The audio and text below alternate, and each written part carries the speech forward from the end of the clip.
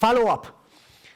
You cannot deliver a baby and abandon the baby. You need to take care of the baby. You understand what I am saying? Otherwise, it's child abuse. I told you 2 days ago. Yes, actually yesterday. And so, after evangelism, we did a few things. Oh, by the way, for evangelism, I asked the visitors to work. For instance, a girl came, crazy hair, and I said to her, would you help? We need helpers. I don't know how to preach. Praise the Lord. I said, I don't want you to preach. We do the preaching. What do you want me to do? We have an old couple at the door, but the kids that were supposed to do the greeting together with the old couple didn't come. I told the kids not to come. Anyway. And I said, we need the elderly couple to greet the elderly, and we need you and that girl to greet the young. And how do I do that? I say, welcome to our church, give them a hug and say, please come in. And that's it. Oh, that's easy. And she would say, welcome to our church. Can you believe the non-Adventist saying, welcome to our church? After about a week, she says, this church is wonderful. This is my church. You understand? They already started to work. And because they were working, they had a sense of belonging. People who don't work, they don't belong. People who don't work, they fall. Only people who work become stronger and stronger and stay. You follow me? But let's move on. Follow up. Number 1, we had the pastor class that we went again through the doctrines with interaction, question, answers, discussion, explanation. So they studied one time in Bible studies and watched it on DVD. They studied one time during evangelism and now third time during the pastor class. Those people were solid. So many times people get baptized and they have no clue what they believe. These people, I had church members that didn't know as much as the new baptized people. Number 2, visits and phone calls. The row hosts and the deacons, the row host would do 1 visit a month. Is that too much? No. 1 visit a month and 1 phone call a week. We learned that people who get baptized and get no phone call, no visit, they leave. Because being baptized is a lifestyle changing. You get conflicts with friends, family, and job. And if you don't have emotional support, you cannot take it alone. You need somebody to be with you through the change. So the row host would call and pray with them and say, how is everything? Well, I have problems with my job. Don't worry. Trust in the Lord. Let's pray for you. I'm going to tell the whole group to pray for you. We are a family. You follow me? And they would experience God. 1 visit a month, 1 phone call a week. And then the deacons visited not only the new baptized, but everybody in the church, each deacon a visit a month. I told them, read the manual, the job description. If you don't do a visit a month, you need to resign. 74 deacons, that means how many visits a month?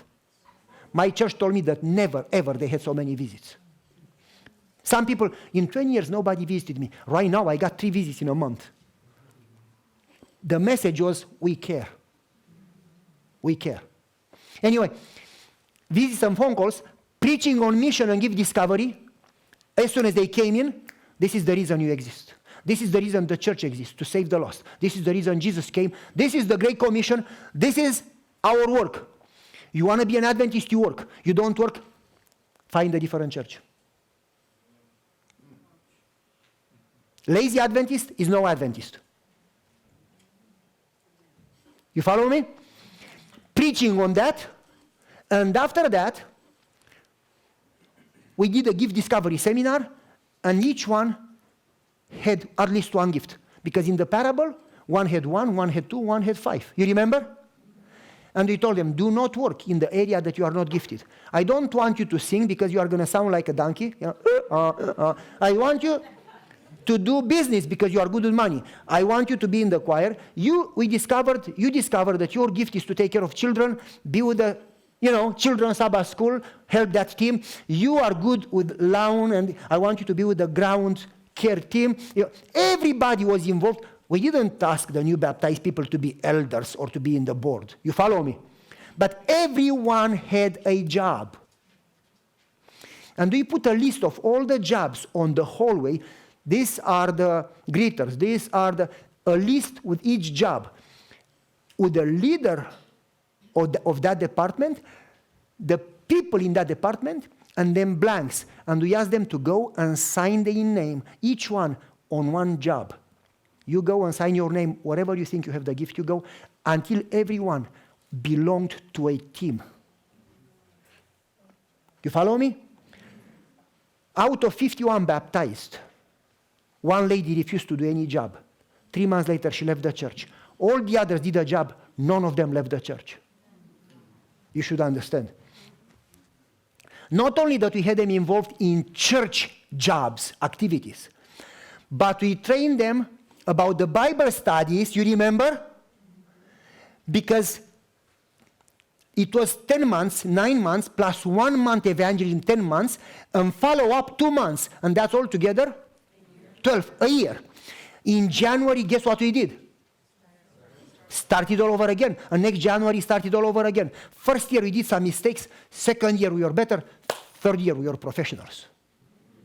You understand? And so we trained them to do Bible studies. And we asked the new baptized people to do Bible studies with their friends and relatives that we didn't know. Because they knew a whole new group of people that we had no clue. And as they would teach others, they became solid. You follow me? Now I want you to listen carefully to this. This is amazing what I say next. So, they gave Bible studies. I want you to hear this. Not this, I mean, we analyzed and we try to fix whatever because it's a learning process. Don't expect that you do everything perfect first time. It's a learning process. But I want you to understand this. The church used to have 90, in a good Sabbath, Christmas, whatever, 120. We went to 340. Amen. We had no more room in the church, no more room in the parking. We had to do 2 services. People would have to come half an hour early, otherwise they would have to park on the grass. That's a good problem. Yes. Excuse me? Remember you prayed over the grass? And over the chairs. We had to put people in the chapel, in the gym, put interior television because there was no room in the church. That's in North America, in an Anglo church. Not in Africa. Well, the church goes in Africa because people need help there. No. The Holy Spirit can work anywhere. Yes. We had all ages, young people. In many churches you see the kids and the elderly, but 2 generations missing. We had all generations. Sabbath school used to be 2 classes. We had 16 classes of Sabbath school, full, each one, not 2 people in a group, loaded. It was so many in Sabbath school that we didn't know where to put them anymore. We didn't have enough classes. Baptisms. First year we baptized 9, second year 16, third year 23, 38, 51, and then we kept baptizing 50 a year, every year. We literally had a baptism almost every Sabbath. When you have in your church a baptism every Sabbath, that's a totally different story. Am I right? Yep. People in North America, 47% of the baptized people leave the church within 3 months. Our retention rate was 80 to 85%. Basically, people stayed. They were healthy and strong. But we had about 40 visitors every Sabbath. People that left the church 20 years ago came back. People from other churches came to our church. Pastors would call me, tell them to come back to my church. I said, you tell them. I cannot kick them out. I would ask them, why do you want to join our church? Because there is something going on here. In my church, nothing is going on. We can sense God's presence working here. We want to be part of it. You follow me? And I told them, you cannot be part of my church if you are lazy. You come, you work. Okay, we work. Wonderful. I had a big problem. I could not find new jobs because there were too many people trying to work.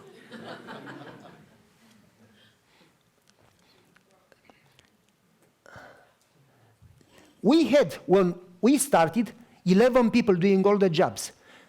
When I left, 260 people were working. When you have a church with 260 people that you could name each one what job they do, that's a healthy beehive. 260 people working. Anyway, 265 was precisely. This is from my doctoral paper, and I want to be very conservative to give the lower numbers. You follow me? Anyway, average 250 Bible studies a year. The church that was with a lot of conflicts had no conflict whatsoever. I did not address any conflict. I just gave them spiritual food, and we started to work. People who don't work, they create problems. People who work, they don't have time to do something. You know. My father used to say, give kids something to do, and they will not do stupid stuff. Yeah. Well, we don't talk about church members being kids. We just talk about the principle. People who work for God, they don't create problems. It was a praying church, praying everywhere, friendly church. Activities during the week, every day our church had something going on. It was not locked. Now listen, we did NCD survey. NCD means Natural Church Development. That measures the health of the church. And they have measured health of churches all over the world. And churches rank somewhere between 20% to 60%. Any church that would rank over 65%, it's extremely healthy. And they proved that churches that rank 65 or more are the single churches that grow. Natural church development addresses 8 areas: prayer, small groups, evangelism, visiting, 8 areas that are the most important from the book of Acts in the first century church. Our church, when I moved there, ranked 32%. When I left there, 80%. It was a top 12 percentage churches in the world as health. Wow. It was among top 3 fastest growing in North America. North America grows 3.2%, our church was growing 18.6%. That should say a lot.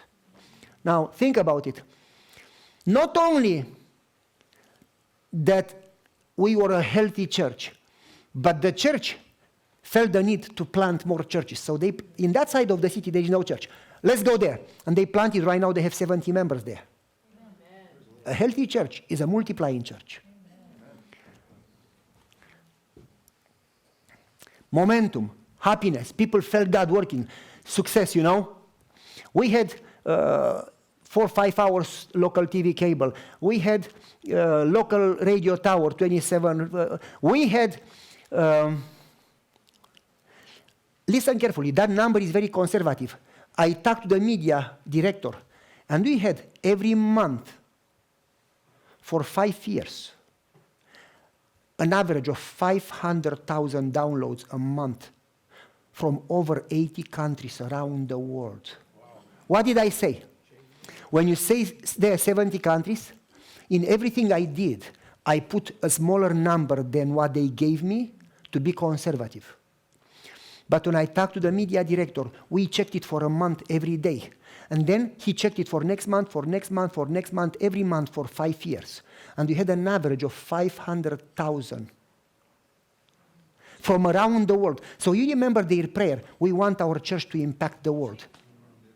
We got phone calls from Philippines, from Australia, from Germany, from Sweden, from all around the world. We are listening to your seminars and we are implementing them. Our church is praying. Our church does Bible studies. We started to impact the world. Conferences, unions, divisions would call us, and I could not keep up with it. So I trained my church members. We made a document, and when somebody would call, they would give, these are the most important steps, but you need to pray and you need to follow God's plan for you. And so the church members were teaching by now. Can you believe that? Anyway, I'm going to finish here. We don't have time anymore. I'm going to give you one story. You probably heard it.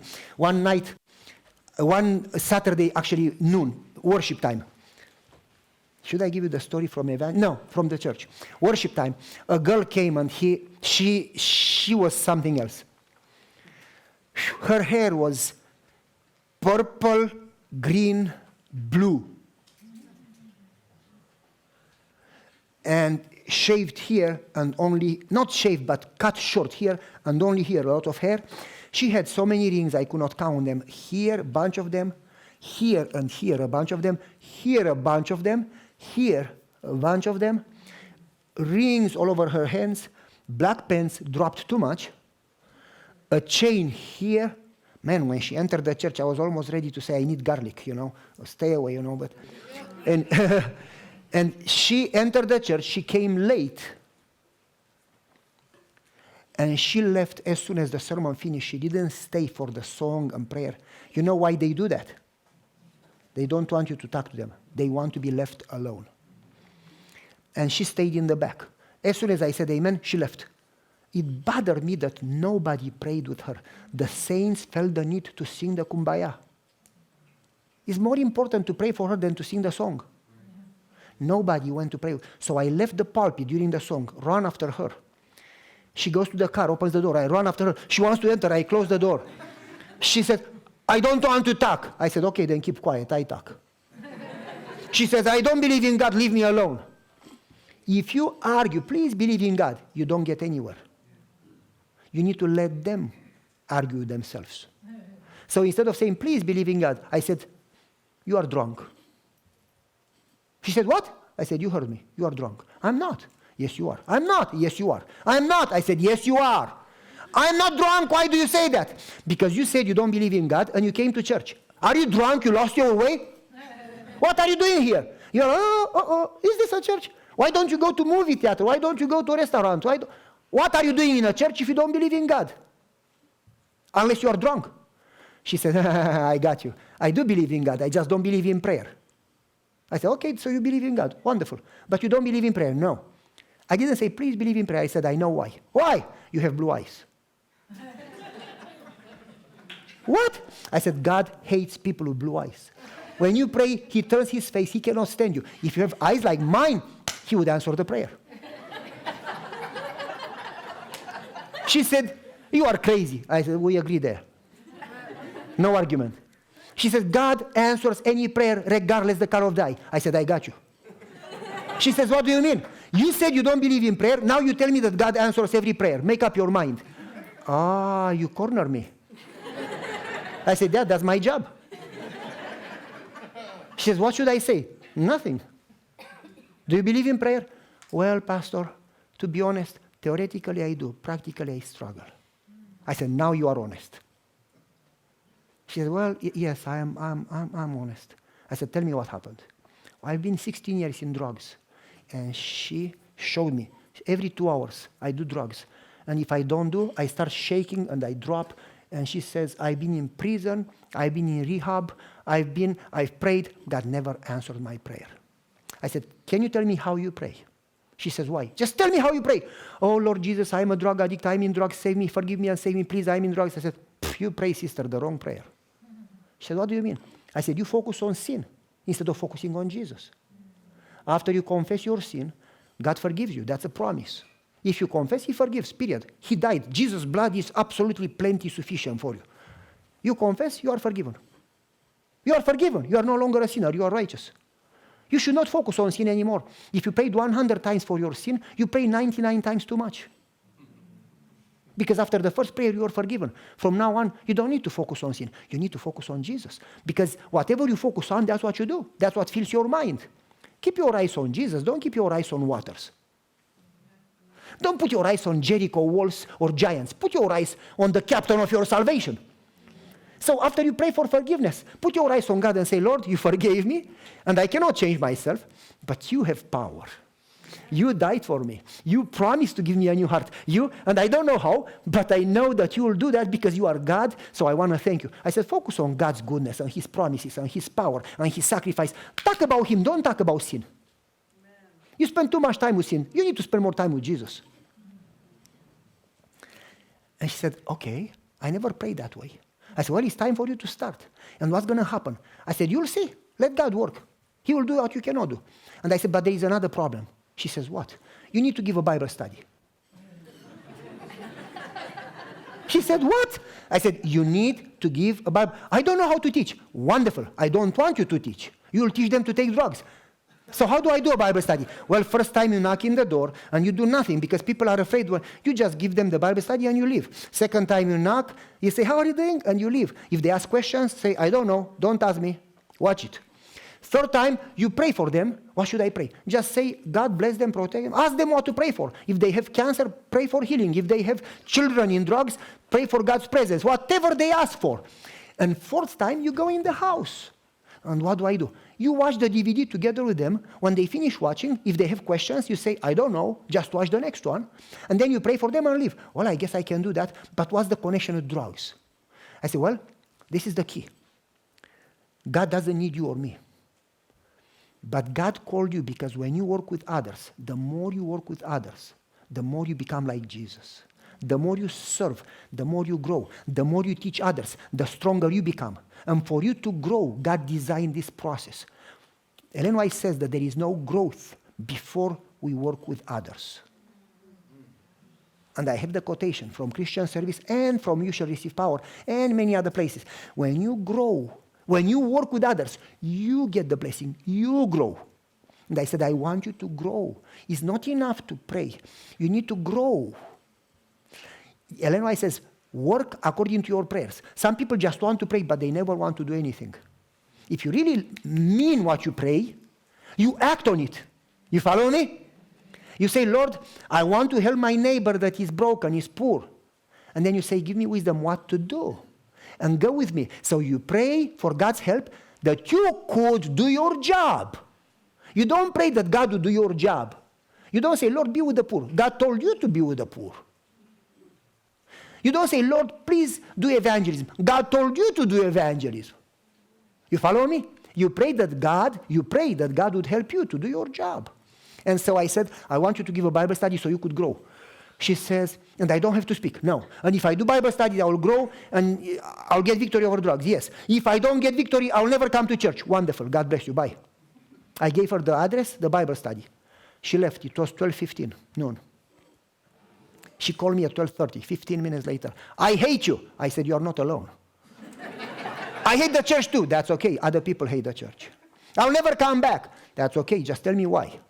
Well, it was an apartment building and you have to ring the bell and somebody from inside has to open the door and nobody is home. That's the reason you hate me? Did you pray that God would open the door? I didn't think about it. Get in the car and pray. Okay. 3 seconds later. I said, okay, Mom. I prayed and the door didn't open. Sister, when did you pray? I didn't even have time to put the cell phone in my pocket. Well, I prayed quick. I said, that's no prayer. Small prayer, small answers. You want big answers, you need big prayers. You don't go to school one day and you become a physician. You know, you need to mean it. Well, how long do you want me to pray? 10 minutes? I said, until the door opens. And she says, 15 minutes? I said, lady, you don't know English. Should I say it in Romanian? Until the door opens. Half an hour, lady, until the door opens. What if it doesn't open? Then you keep praying. What if it doesn't open? Then you get retired in the car, you don't go home, you die, and you keep praying. And you say, Lord, you can kill me. I'm not going to move from here before the door opens. Oh, I cannot do that. Then go back to drugs. Well, I don't want to. Then go to prayer. Well, I have never prayed so much in my life. That's the problem. You always have an answer. Yes, so get busy praying. Pastor, I'm not sure I can do it. Well, listen. I'm going to get in my office and pray while you pray. And I'm not going to stop praying. If you pray 3 days, I pray 3 days. I will not eat, I will not sleep, I will not go home. When you call me that the door open, then I stop praying. So I'm going to pray for you as you pray for you. Let's unite in prayer. You mean that, Pastor? 100%. Everything I say, I mean. He said, okay. She called me at 5:30. I was still praying and dead hungry. She says, crying, Pastor, you will not believe what happened. I said, just tell me quick. Just don't go to the whole story. I'm hungry. Just tell me what happened. She says, I prayed the nicest prayer my mom taught me. And nothing happened. And then I got frustrated. And I opened my eyes and I started to argue. And I said, I know I am a sinner. I know I don't deserve it. But would you open the door? I said, lady, you just now started to pray. Prayer is not poetry. Prayer is the opening of the heart. You just now started to pray. And Pastor, as I was opening my heart and expressing my frustration and just talking to God, the door of the apartment building did open. It was a big African-American, tall guy, big muscles, with a ponytail and leather jacket and skeleton head on the back, motorcycle guy. He went to the garbage, to the trash container. And she said, I stopped praying and I ran to him. I say, can you let me in? Why? I have to deliver a Bible study to apartment so-and-so. Cannot let you in. Ring the bell. They are not home. Then why do you want to go? I'm going to put the Bible study under the door. Cannot let you in. Please? No. And lady, I am upset with you. Why? You don't even know me. I asked for a Bible study and nobody came. She says, I'm going to give you a Bible study. He says, okay, come in. Teach me. No, the pastor said that first time I just knock in the door and give you and leave. Lady, you offer the Bible study. I've never had a Bible. I've never studied. I don't know how to study. Come in and teach me how to study. But I don't know. You just need to watch it. Come in, let's watch it. Pastor, I did go in. And he got up and he left. And I was alone in his apartment. And he came back a few minutes later with 11 big guys. All ponytail, leather jacket, motorcycle gang. And I started to pray for my safety. And he said to them, folks, last week at the bar, we talked and we said, drugs are killing us. We have been doing drugs for 40 years. It's going to kill us. We need to stop. So I went home and he said, first time in my life I prayed. And I said, if there is a God in heaven, send an angel to help us give up drugs. And God sent an angel. You sit down and listen to her. And she said, I told him, I'm no angel. I'm a drug addict just like you. And maybe God sent me to you because I understand where you are. And the pastor told me that I need to confess. And after that, I need to believe that I am forgiven. And after that, I should not dwell in my mind on the sin, but rather dwell on Jesus. Because if I am filled with His presence would give me victory, and I need to trust in Him and not think about my power or my sin, but think about His love. She was already preaching. And then she said, but the pastor said that I will never grow unless I save others. And so if you really want to get victory, not only that you need to pray, you need to give a Bible study. But we don't know how to give a Bible study. Well, first time you knock in the door, you deliver, but you, second time, third time, and they said, we don't have Bible studies. Well, the pastor has a ton of them, don't worry. Can we watch it, see how good it is? Yeah, put the DVD in, let's watch it. And she said, Pastor, for half an hour, they didn't move. And some of them started to cry, big men crying. And they said, this is the best we have ever heard. Can you come next Sunday? And then she said, Pastor, this is the best day of my life. So many times I want you to kill myself. Now I really want to live. And she said, let me tell you the good news. I did drugs at 9 in the morning, and now it's 5:30. I didn't do since 9, and I don't have a need. In fact, I am so in fire for God that I don't care about drugs. And I told her, lady, as long as you pray and you serve, God is with you. Satan has no access. As soon as you stop and you separate, Satan is going to attack you again. She kept coming to church. I didn't tell her, no more rings, normal color hair. She started to bring people. She's still coming to church. I told her, next Sabbath you share the story. She said, I don't know how to preach. I said, now it's going to be interview. I ask and you say yes or no, that's it. And it's going to be 5 minutes short because I got to preach my sermon, you know. Next Sabbath, after I had an interview with her, I said, how many of you want to give a Bible study? Everybody in the church, me. But folks, we had a story every Sabbath before the sermon. Literally every Sabbath we had this type of stories. The church knew that God is alive and working. Amen. The church was in fire. Why don't we have churches like that? It was a long process. You don't pray one time or 1 week. And the process was not perfect first year. You follow me? You pray continually, you work continually, you adjust continually, you commit yourself, full commitment. continually and you trust in the Lord. You don't look for a miracle. You don't look for amazing things. You are going to baptize 200 people. You don't look for voices. You don't look for stories. You don't look for anything. You look for God and you look for service. And let God take care of the miracles. Your goal is not miracles. Your goal is to know God, to pray, to serve God, to be a blessing and so on. And let God worry, because the more you connect with God and do your job, the more God will work and you will have a story to tell.